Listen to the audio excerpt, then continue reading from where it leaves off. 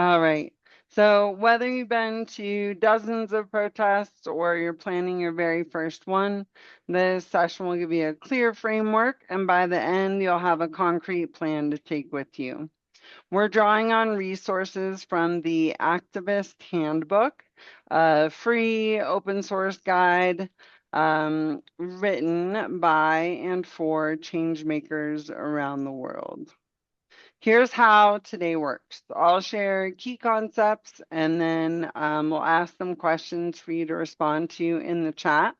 So let's start with a quick go around. In one sentence, what issue or cause brought you to activism in the first place? For me, it was the Iraq War in 2003. I want to say. That was what got me into activism. Debbie Gold said, Our Democracy. That's a great one. What else? Project 2025 being implemented. Gun violence. I'm pissed off about the Trump regime. I'm right there with you. LGBTQ plus rights, Prop 8 in California specifically. Mark said the BBB, Occupy Wall Street. That was a great one. Abortion rights. All right. So a protest is more than showing up in the street. A successful demonstration is one that accomplishes its goals, and that starts with being crystal clear about what those goals actually are. Every protest organizer should be able to answer 3 questions before planning anything else. Goals. What do you want to achieve? Target. Who has the power to make that happen? Action. What kind of action would make them listen? And when and where should you do it? Without these answers, your protest may feel powerful in the moment, but having no lasting impact. Let's take a look at each one. Common protest goals include advocacy, such as urging support for a policy, expressing solidarity, protesting an injustice, or counter demonstrating against another group. Most protests serve more than one purpose, but the primary goal shapes everything: your location, your tone, your message, and who you're trying to reach. Your target. To choose your target, ask yourself who actually has the power to change the thing you're fighting for. Is it a city council member, a corporate executive, the general public? Your message, your location, and your timing should be aimed directly at that person or that group. Tone matters enormously. If your protest leans too heavily toward entertainment, it may not be taken seriously. If it feels threatening or aggressive, people may tune out.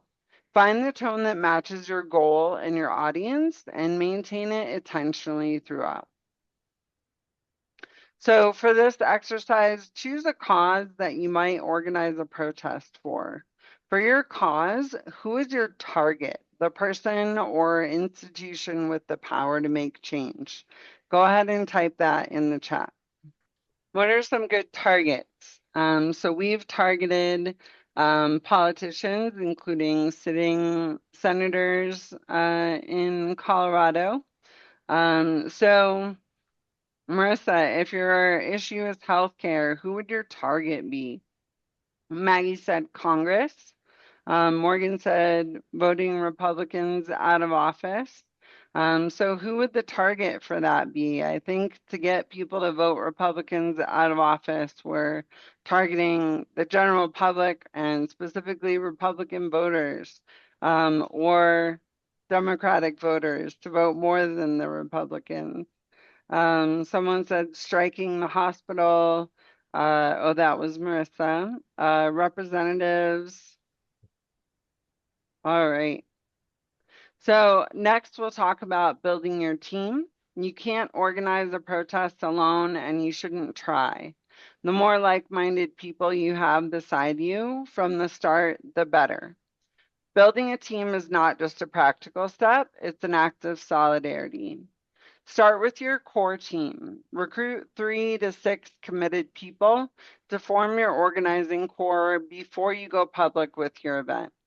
These are the people who will divide up responsibilities, troubleshoot problems, and keep each other accountable. Key roles to fill on your team are the coordinator or lead organizer. They keep everything together and they're the point of contact. The logistics lead handles permits, location, equipment, and safety. The outreach lead manages social media, flyers, and community communication. The media liaison handles press and interviews. And peacekeepers or safety marshals watch for safety issues and de escalate tension during the event. Then widen the circle. Reach out to existing local and regional organizations working on your issue. Partnering with established groups expands your network, lends credibility, and broadens your social media reach. If the issue doesn't personally affect you, be intentional. Center the voices and leadership of those most impacted by the issue. That's an important lesson that we need to learn. I know a lot of us in this group are privileged, and we need to look at who is actually being directly impacted by the issues that we are championing and bring their voices to the forefront. You'll also want to build community before the protest. Sign making parties, planning meetings, and working groups are not just tasks to complete, they're community building moments. Every stage of organizing is an opportunity to deepen solidarity and keep people engaged. Which organizer role do you feel most drawn to? And which role do you find hardest to fill in your group? The roles are lead organizer, logistics, outreach, media, or safety marshal.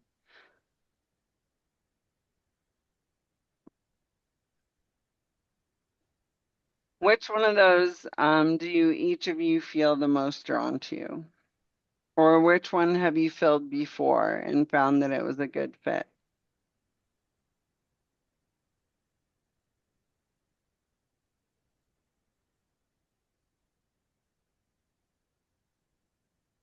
What's the question? So, out of these roles, which one do you think would be the best fit for you in organizing a protest? Their lead Can organizer, logistics, outreach, media, or safety marshal? well, whatever I can do from home because I got bad Yeah, news for you. I can't live figuratively attend a protest according to the group home's house rules. I know. There are some things you can do from home, so we'll talk about that more later. But all these questions are meant to be answered in the chat rather than over voice right now. All right. So let's cover planning logistics, including tactics, permits, and safety. You'll want to choose your tactic. The form your protest takes should match your goal. Common protest tactics include marches or rallies. These are great for visibility and showing numbers. There are also visibility events, such as overpass protests, political theater, and honk and wave events. I'm going to drop a couple links to 2 of our Zoom meetings specifically about visibility events. There are also sit-ins or walkouts, which are powerful for direct disruption. Keep in mind, depending on your format and how far you're willing to go, actions like sit-ins can result in arrest, and you should have a much more detailed nonviolent direct action plan in place. Vigils, these are suited to memorializing, expressing grief, or a somber, peaceful action to show strong opposition to or support for an issue or group of people. Street theater or creative demonstrations, these kind of fall under the visibility umbrella. These draw media and passerbys. Civil disobedience or nonviolent direct action. These actions are high risk and often have high impact, but as I mentioned, they require extra preparation and training, which we won't have time to cover today. Sometime down the line, we will bring in an expert to speak with you about those. You want to block out your program to the minute. Every speaker, performance, and symbolic action should connect directly with your goals. Keep speeches focused on a topic. It's okay to let your speakers know you'd like them to connect their experience or what they'll speak about to your overall message. And an MC can weave their stories together as well. Set a time limit for your speakers and expect them to exceed it by several minutes. We usually ask speakers to keep it to 3 to 5 minutes, and they'll go 7 to 10. And longer speeches lose crowds. If you have celebrity speakers or performers, they typically need months of advance notice, not weeks. So let's talk about timing. Timing is strategic. Aim to schedule your protest to coincide with a moment that amplifies your message. A legislative vote, a public hearing, a visit from an official, or a national day connected to your issue. Ask, when will your target audience be most reachable and attentive? Research your local permit requirements early. Many cities require a permit for demonstrations on public property, especially those involving amplified sound, road closures, or crowds over a certain size. Check your local government website or call your city hall, and do not assume that you know the rules. They vary widely. But don't be discouraged by permit application dates. Most locations allow for a much shorter submission timeline for First Amendment assemblies, so be sure to specify that's what your event is in your permit application. In some activist circles, what I'm about to say is controversial, but we encourage you to communicate with authorities before the event. Be clear about your needs. If you have safety concerns about police response, consider inviting independent legal observers or a local legal collective. The reason we permit marches when we are able to convince the coalition is that we don't want to piss off the police more than we need to. That goes back to the pillars of support that we've talked about in the past. Here's a link to that training, but essentially we need everyone, especially people in positions of authority, to at least have empathy for protesters, even if they don't agree with everything we're saying. In Minnesota, it's the police and the sheriffs who are protecting protesters from ICE. So if we can garner some goodwill by permitting a march, which also makes it safer for protesters, we're going to do it. And this year, the No Kings Denver March will be permitted. All right, let's talk about safety planning. Safety is your number one priority. Every participant should know what to expect before they arrive. Key safety considerations are you want to brief participants in advance what is and isn't expected of them. You can gather email addresses for people who register on Mobilize and include instructions in your social media posts. Here's the link if you want to register an event on Mobilize. That's for just any event other than No Kings. If you want to register a No Kings event, just go to nokings.org. You'll also want to designate and brief safety marshals clearly, have a plan for extreme weather, know the nearest hospital and have a first aid contact, provide guidance on self-protection if tear gas or pepper spray is a real risk, And we'll cover those sorts of things in our How to Protest Safely training that we'll do the Wednesday before No King. You also want to have a contingency plan. What if only 10 people show up? Or what if the event space falls through? When you leave this area, leave no trace. How you leave a space says something about your cause. Designate people to handle cleanup, communicate expectations to attendees up front, and lead by example. A tidy exit earns respect from neighbors, local businesses, and the media. Think about a protest you've attended or organized. What was one logistical thing that went wrong or that you wish you had planned better for? Go ahead and put that in the chat. But what in the It, chat box?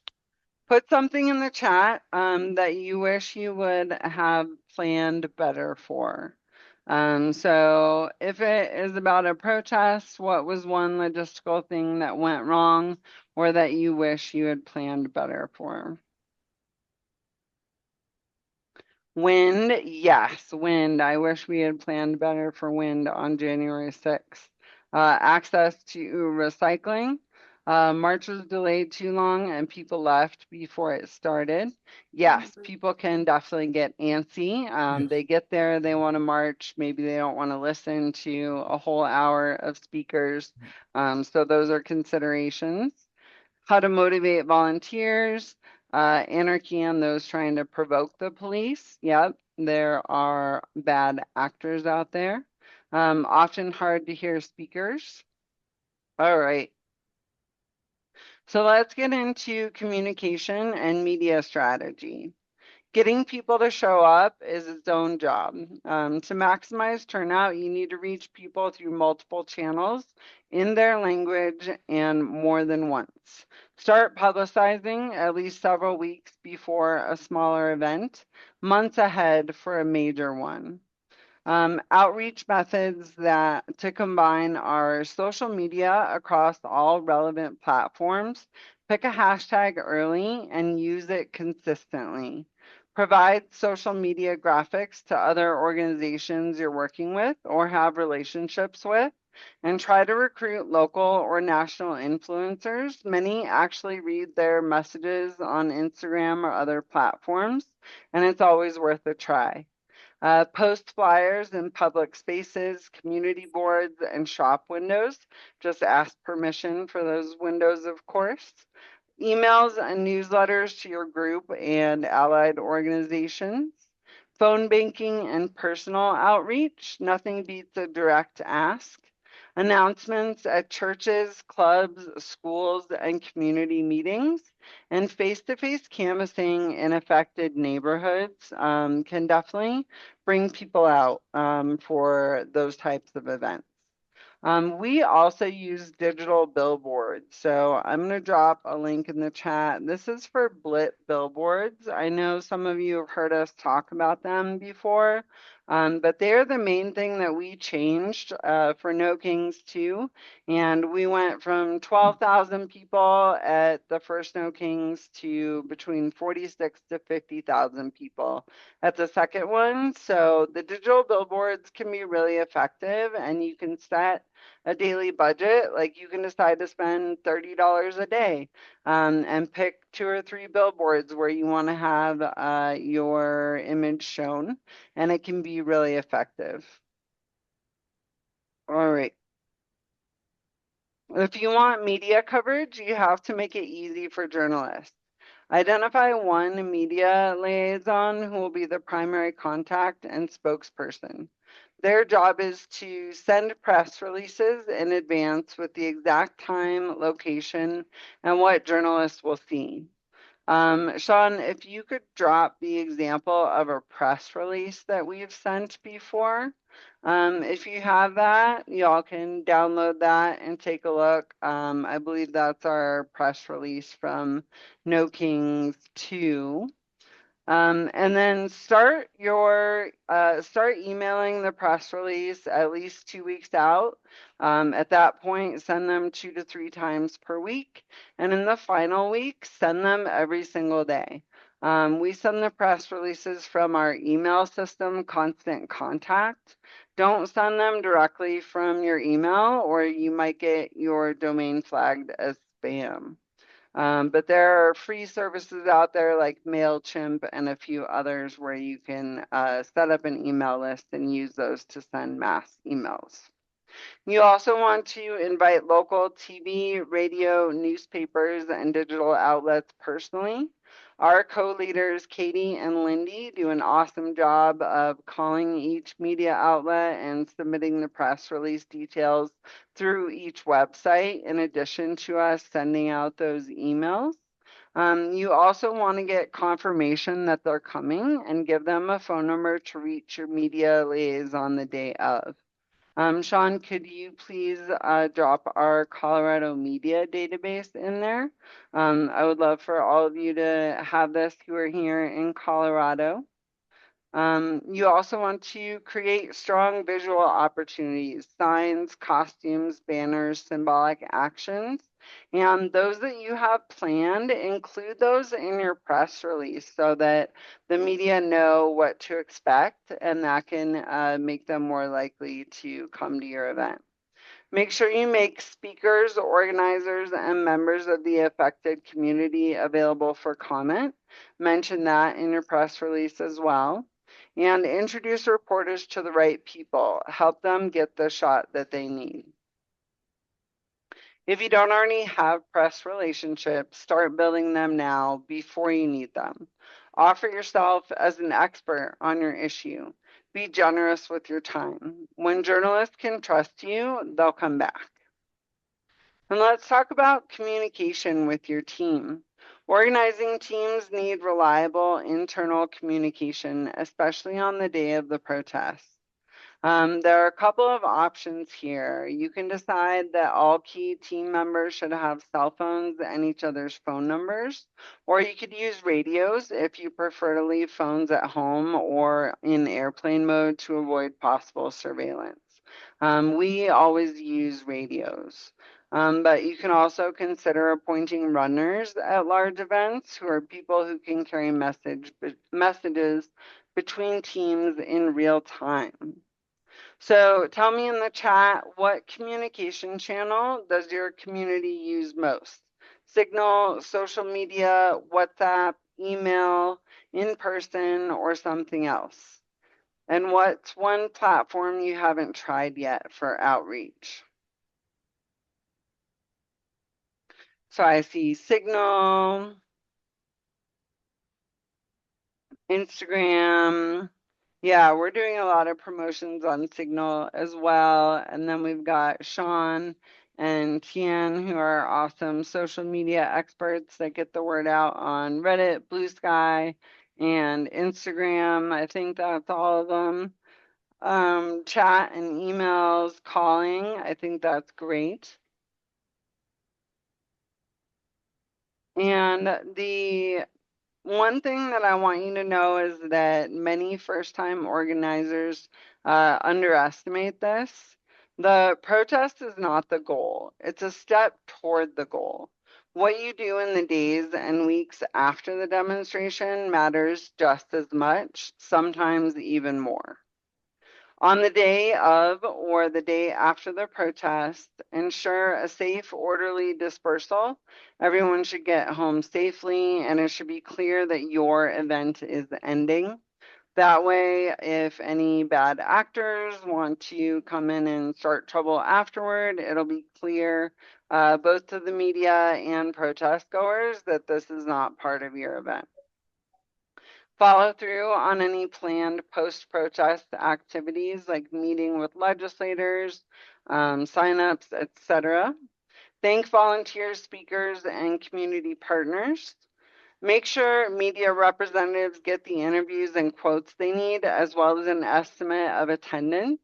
You'll want to send them quotes and estimate of attendance absolutely as soon as you have it. Handle any administrative or legal wrap up like permits, supplier payments, etc. Your protests will attract new people who want to get more involved. Have a plan for them before the day arrives. Hand out flyers for your next event. Set up a sign up table or a clipboard to collect contact information. We use a QR code that takes people to our sign up form to sign up for our email list. You want to give people a next step while the energy is high. And within a week or two of the protest, convene your organizing team for a formal debrief. Questions you want to ask are, did the protest accomplish what we intended? What went well and what didn't? Who performed above and beyond? Should they have more responsibility next time? Was a protest the right tactic, or should we consider something different? And what would we do differently next time? Make sure you document this conversation, and the next time you organize, you'll be glad that you wrote it down. Continue to reference the demonstration as evidence of support. Keep your members and followers engaged. Publicize your success. Make sure to post all of those photos that people send you on social media. You also want to pitch the media on a series of stories, not just a one-day report. And think bigger. Could this become an annual event, a fundraiser, or the seed of a coalition? What's one thing you want to do differently after your next protest compared to what you've done before? Drop that in the chat. All right. Well, we've covered a lot of ground today, so let's recap the core framework for organizing an effective protest. 1. Define your strategy, goals, target, and action tactic. 2. Build a team. Share roles and widen your coalition. 3. Plan logistics. Tactic, timing, permits, and safety. 4. Communicate. Outreach, media, and internal coordination. 5. And follow up. Debrief, sustain momentum, and build towards the next step. A demonstration is one piece of a larger effort. What makes it powerful is the clarity behind it, the community around it, and the follow through that comes after it. So, in one sentence, what's the most important thing that you're taking away from today's training? Hey, Tiffany, can I jump in a little bit? Yeah, Um, go ahead. so first of all, these are kind of planning your first events. So this isn't trying to give you everything you need to know to plan a big protest in downtown. This is the overpass protests, the empty chair town halls, um, postcard writing things, things to get you started doing this on your own. It sounds really daunting. It sounds like there's a lot to do, but the reality is once you get the first one done and you kind of get an idea about how to do it, it becomes a same process that you repeat over and over again, and everyone becomes a little bit easier. So don't think that, oh my God, there's so much I have to think about for something to go right. A lot of this is similar to what you would do if you're planning a big birthday party for someone. And you just need to make sure that it is tailored to the event that you're doing. But don't be afraid to go out and plan something just because it seems like there's a lot of work. If you get the things in place that you need, you'll be fine. And this is certainly something that just about anybody can do, even if you're just starting out with a small group of people. You would be amazed what two or three people can put together and how many people will come out for an event like that if you're able to get it publicized through the right channels, get to the people who would want to go to something like that. Don't be afraid. You can go and do it. Um, Debbie asked if you were trying to recruit a group to work on a protest or postcard writing group, how do you advertise? How do you know who to safely approach? Well, most people advertise events like that on social media. Something like a postcarding event. There's not much of a chance of it being crashed by MAGA or infiltrated. Those are the type of things that we start to worry about with bigger rallies and marches. And that's why we have a safety team for No Kings 2 in Denver, for example, that will manage those type of things. But for small events, don't be afraid to put those on social media or send them to people on your email list, connect with other groups, maybe other indivisible groups or other activist groups that you know, and see if they want to partner with you on the event. You can create a flyer in Microsoft Paint or any other program you want to advertise your event, and that can help as well. And the information that we went over can definitely help you plan like a traditional protest with a rally and a march. And then as far as planning much bigger things, I know Morgan had some information on that. Do we have a lot of questions, or do you want to jump into some of the stuff that I didn't cover? Well, I did want to mention something about, the postcard writing, for example. A lot of times that's to specifically support a candidate to make it easier for them to do it. So a lot of times it will either be through the candidate's campaign or the party that is organizing that event. But a lot of times indivisibles will plan those types of things, especially for things that are certain issues. And if it's something, like an environmental cause, there are a lot of environmental organizations out there, and you can reach out to each one of those to get more people interested in your event. So a lot of it kind of depends a little bit about what you're doing, who you reach out to, because at some point you're going to be reaching out to people who aren't interested, or it's kind of a waste of your time to try and reach out beyond the groups of people that would be interested in what you're doing. So it depends a little bit, but also, look at all of the groups that are in the area that you're talking about, and don't feel shy about reaching out to people that you've never talked to, and about who to safely approach. Um, a lot of times there isn't really a lot of risk in asking somebody. Really, the worst case scenario is they say, no, we don't want to be involved. Sometimes, like Tiffany talked about, there will be people who, if they hear what you're doing, they will want to disrupt it. And that is almost impossible to avoid. Um, like if you're asking people and somebody wants to go and do that, they'll actually find your event. So you can't really stop that, except knowing that, if you're going to have a gun control event, don't invite the NRA, right? Things like that you can control and keep that in your mind. But most of the time, you're pretty much safe asking just about anybody, and it's a good way to get over being introverted. Do you want to talk about, I know one thing that is in your outline that we didn't go over was how we form subcommittees for big Sure. protests when we've got hundreds of organizers and 30 different grassroots groups in our coalition. Yeah, I can talk about that a little bit. So uh, a lot of what we talked about that you would be doing on a small level is all the same things that you need to be doing at a big protest. It just scales up.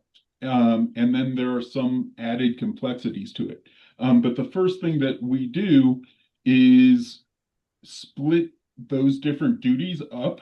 So there will be a media committee, there will be an accessibility committee to make it easier for people to get around. There's a speakers committee. All of the things that Tiffany talked about. I don't have my paper right in front of me, but what is the job of one person in these smaller meetings, like liaisoning with the press and media? A lot of times there's so much work to do, it takes a group of people to do it. So we'll break into committees for each separate area and then assign duties to people in those committees based on what you need to do. So, um, you know, if you're trying to contact all of the press in a region, that's a lot sometimes for one person to do. So you can break it up among 4 or 5 people, and that helps scale to the things that you need to do. When it comes to safety and security, you're going to need a lot more safety marshals than you have at something, that's, like a candidate forum or a town hall. Um, but the concept is the same, just you do it as a committee. Does that answer what you're asking, Tiffany?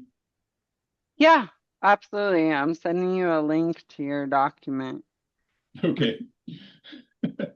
Uh, David, what's your question? Um, Two things. I put a an invitation to collaborate in the chat. So I'd love it if anyone wanted to connect, especially in Boulder and Boulder County, about that. So about making these protests even more next step action oriented. You know, it's so great that we have in Boulder these wonderful outflows of enthusiasm, and we all feel so great. But I think we can do a lot more recruiting, um, in the midst and or after the protests or during the protests. So I'm a safety marshal that day, but I want to have a table of our own about that. Um, and I'm just trying to get some help to reach out to other organizations to make sure they're there, recruiting folks. I think it's such a great recruitment opportunity for all that energy. Let's keep it moving as you're suggesting. And then two, I just want to put a shout out. I don't know if people want to raise their hands if you're already a safety marshal, but please note the training. It's really, really fun. It provides so much piece for me at least to do the training and get into a de-escalatory mode and how to do that. And it just helps calm a lot of the anxiety around this time. So I just really recommend that training, and I hope you or any of you and forward that to friends. It's a very um, uh, high mental health thing to do for yourself. And of course, it's very important at the demonstrations. Thank you. Thanks, David. David was one of our safety marshals at the refilming, reshooting of January 6th. So thanks for being there. And yes, that's a really great idea. That's exactly what we started doing with the Denver protests. So all of these national protests, starting with No Kings One, we actually called it an activist fair, as in like a county fair, and each table was required to bring a game. And most of them were like politically themed, but we've got pictures of Phil Weiser playing cornhole at one of the tables. So that can make it like a fun, exciting atmosphere. But that's exactly our intention, is to get people plugged in so that there's action taking place after the event. David, I told you at the refilming that I am down to collaborate with Boulder. I'm down to collaborate with Colorado Springs. I think the more kind of consolidation into bigger events that we can do, the better. I also like the idea of rotating so that it's not always in Denver. If we could have big events in different places, that would be great. Just to follow up on what Tiffany was saying, on these big protests that we plan, the list of committees that we usually have is a steering committee where each group has one representative on it and gets one vote. So this prevents large groups, basically stalking voting for making decisions. We have a safety and security committee, an accessibility committee, a March committee, what we call a joy committee, which is literally just bringing joy in all of the different ways that you can think about it to the event. Logistics, speakers, media and press, and sometimes we'll even have a childcare because a lot of times people bring kids and they can't always be involved in everything all the time. Sometimes it makes it easier to have a place that has a reliable babysitter for people to do this. And that doesn't even need to be on premises. You know, if you have a daycare facility that you can contract with or somebody's house that all of the kids can go to, that's also something that we do. Can I set up my own table for ICE facilities detainees awareness at the No Kings protest? Yes, let me get you the link for tabling. I'm gonna go ahead and drop this one in the chat real quick while I look for that. This is the link for Indivisible Grow Grant. So if you are part of an indivisible group, there is a lot of funding available to help you with events, especially if you start collaborating with other indivisible groups. But even as a sole group, you can apply for up to $2,000 so that you can get a sound system or you can get things that you need for your event to be a success. And let me get you that form for tabling. We need to also not only protest about no kings, we also need to protest about. We need to raise awareness about the democracy, Yep, because I know it that is a goes big, democracy, genocide, ecocide. That's part of what the Really, protests are all about, Jeffrey. I You can't even. know, to make sure that those things stop and that we go ahead from there. Um, One more thing about planning these things. A lot of this planning is done by Zoom or done from home. So this is one of those things that if you can't go out the way Jeffrey's talking about, if you can't um, you know, go on a march, if you can't set things up, a lot of these things can be done from home. You can email press, you can post on social media, you can get the word out, you can set up the billboards. All of these things can be done from home. And if it's not something that you can go out or feel comfortable going out and going to a protest, this is a good example of things that you can still do from your house. Go ahead, Jenny. Jenny. Hold up, hold up, hold up. What do you mean set up billboards?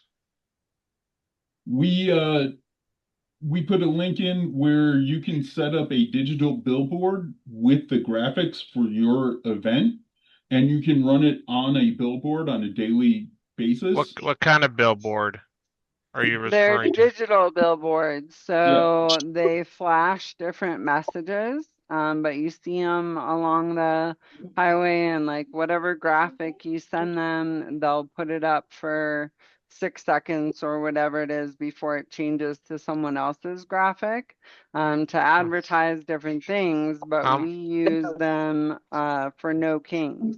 does that cost money? It does. How So, much? you can set your own budget. So, for example, I think we did $30 a day for a couple of weeks leading up to the last No Kings. But you can design whatever you want. If it won't make it through their AI approval process, just contact them through the website. That's I, why I put that link in there for the for to support Yep. me to Yeah, support we got give it. me get coffee. I'm gonna go ahead and let Jenny Buy ask me her a coffee. question now. All right. thank you, Jeffrey. Yeah, so I mostly just wanted to point out there was a question in the chat that I don't think, I could be mistaken, but I don't think y'all addressed. And it was posed by, and I'm sure I'm not going to pronounce this name right, Stray or Straya. And it's asking about talking more about permits. Are they required? If not, why would you get them? If so, can they be denied? Can people be detained for not having a permit? And does it depend on the location? I don't know. I don't think y'all addressed that. And I saw that No, we as No. didn't a really. pretty good We question. we So did kind of briefly. a lot of those do depend on your municipality. Um, Now, most free speech events are protected by the Constitution, such that you don't necessarily need a permit, but there are some localities that say you can't have an event more than this size, without different restrictions. One of them is insurance for $1 million, or however they want to phrase it to make it difficult. But ultimately, free speech is protected. So most of the times you can have a march without a permit. You even can have a, a rally without a permit because there's a freedom of assembly. But there are also difficulties that come along with that. There's a higher likelihood that you can be arrested. There's a higher likelihood that you're going to have a confrontation with the police. And there are places where if you don't get permits the proper way, the event can be shut down. So it does depend a lot on your locality.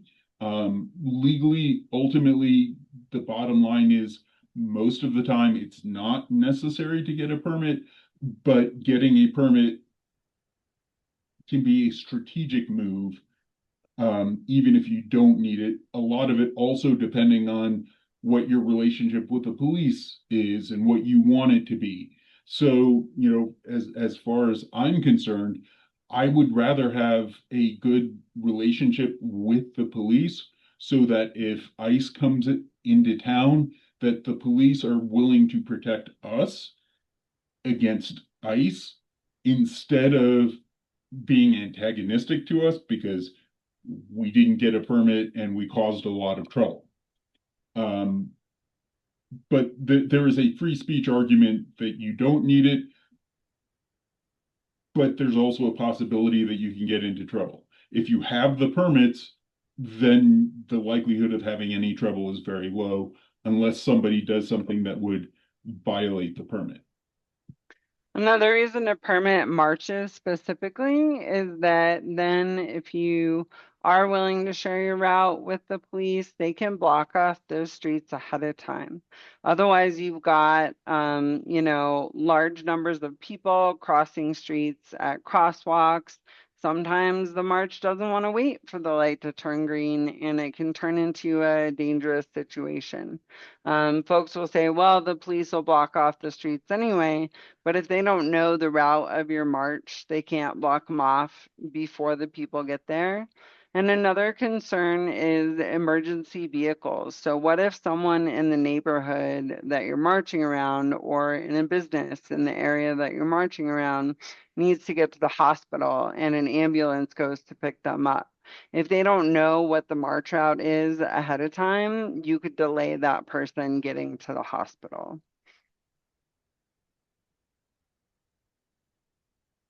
You're welcome, Straya.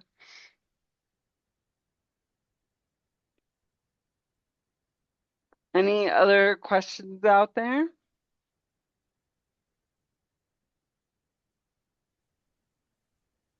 Tiffany, Yep. I just dropped in the chat for Jeffrey a PDF for many small things, and it's stuff that he can do from home. Oh, If that's you would like to awesome. look at it, it might be helpful for him. Thank you.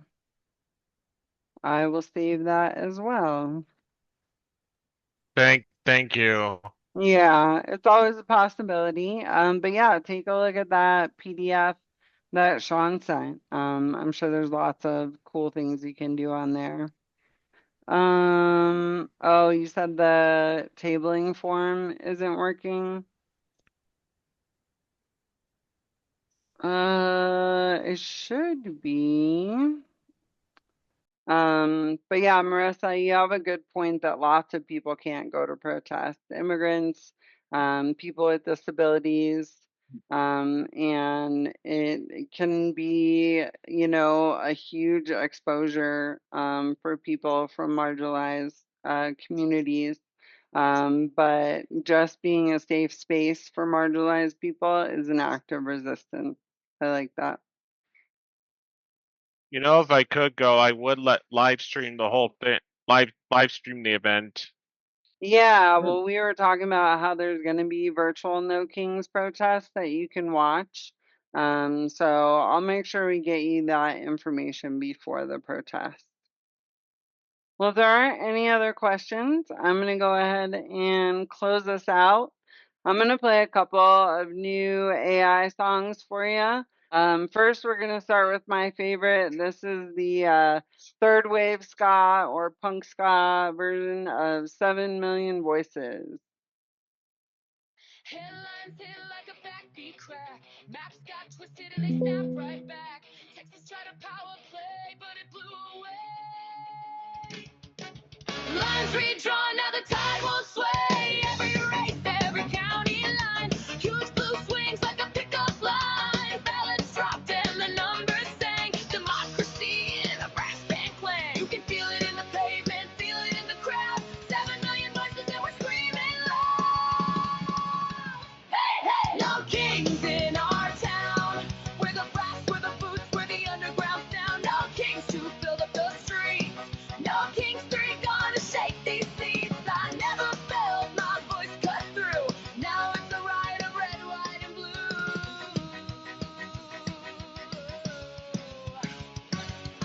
New York roared when Montani won. Another spark in the rising sun. From borough blocks to subway drums, the people said, here we come. Wake up call on every block. Hands off clocks, it's time to rock. So many waking eyes wide open. Old guard choking on words unspoken. From the courthouse steps to the city square. Justice rising in the open air. Hey, hey, no kings in our town. We're the brass, we're the boots, we're the underground sound. 7 million strong in the avenue. 7 million saying we're through with you. I never felt my voice ring true. Now it's louder than the lies they threw.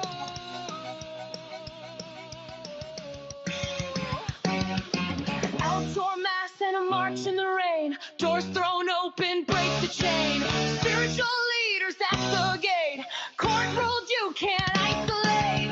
Broadview walls couldn't hold that line. Melrose Park to the city skyline. When faith and fury intertwine, you can't cage a heart that shines. Late night pushback jokes still land. Back on air cause we made a stand. Spotify yanked ice off the dial. No more selling fear and style. Palantir packing up their gear. Leaving Denver out of here. Turns out people talk back now. Turns out we remember how. Whose streets? Our streets. Whose vote? Our vote. No crown, no throne. This house our own. Hey, hey, no kings in our town.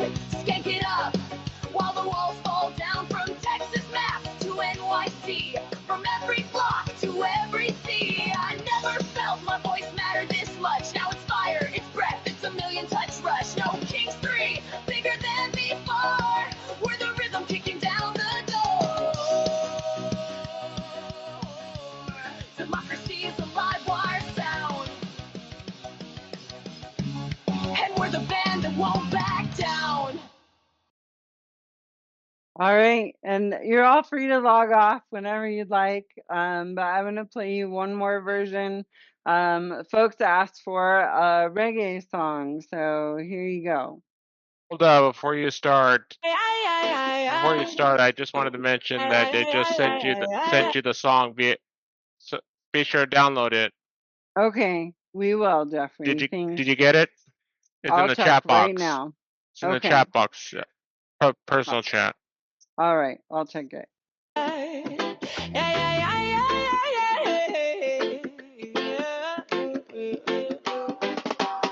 Rise up in the morning, got good news on the line. 7 million voices singing all at the same time. Palantir left Denver, couldn't take the heat no more.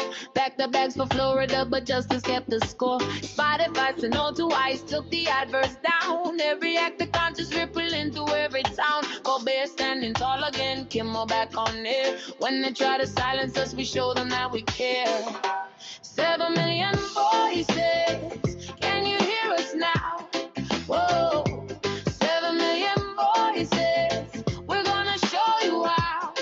Whoa, from Chicago to Minneapolis, from Portland to the sea, 7 million voices rising up for you and me.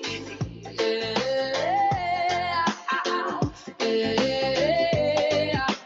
faith leaders marching Melrose Park, Hill Mass on the outside. Court said, open up those doors you cannot hide. Broadview couldn't stop them. Love walked through the gate when the people organized. It's never ever late. Texas tried to gerrymander, blew up in their face. Every single election, Democrats taking place. Mamdani won in New York. Yeah, you heard that right. The map is changing, baby, every single night.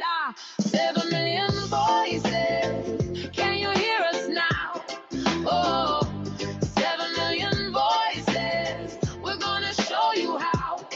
Oh, from Chicago to Minneapolis, from Portland to the sea, 7 million voices rising up for you and me. Yeah, I never felt my voice could matter quite like this before. I never felt the ground beneath me shake down to the core. Something's waking up in people, something deep and true. When millions find their power, there is nothing we can do. We can do.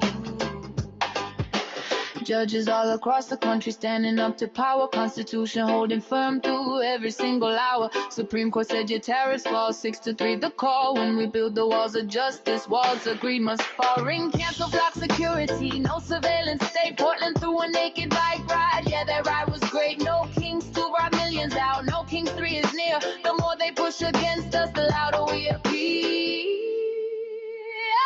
7 million voices. Can you hear us now? Oh, 7 million voices. We're gonna show you how. Whoa, from Chicago to Minneapolis, from Portland to the sea, 7 million voices rising up for you and me. Yeah,